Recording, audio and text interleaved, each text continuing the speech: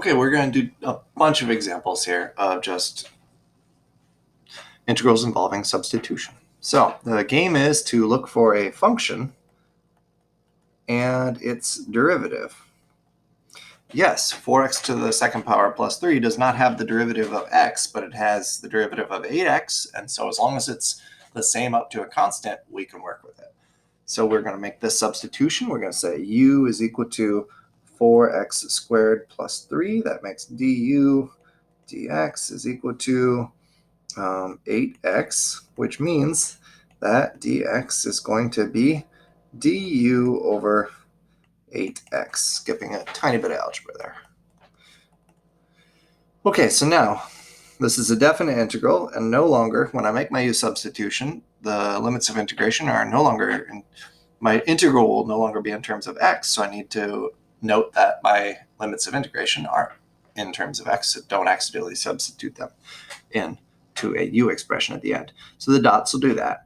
Leave that guy alone.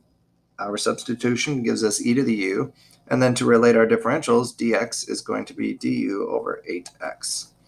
The x's reduce away. I see I have a 1 over 8 involved, so we'll pop that 1/8 out in front of the integral, and we're left with just e to the u du.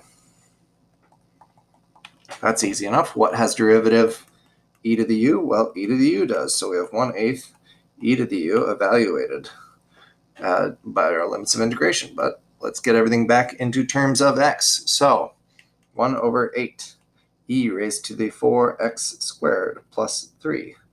Now we can use our original limits of integration from x equals 0 to x equals 1 to evaluate this thing. When we do that, we will get 1/8 for x equals 1, e to the 4 times 1 squared plus 3, minus, for x equals 0, 1 over 8, e raised to the 4 times 0 squared plus 3.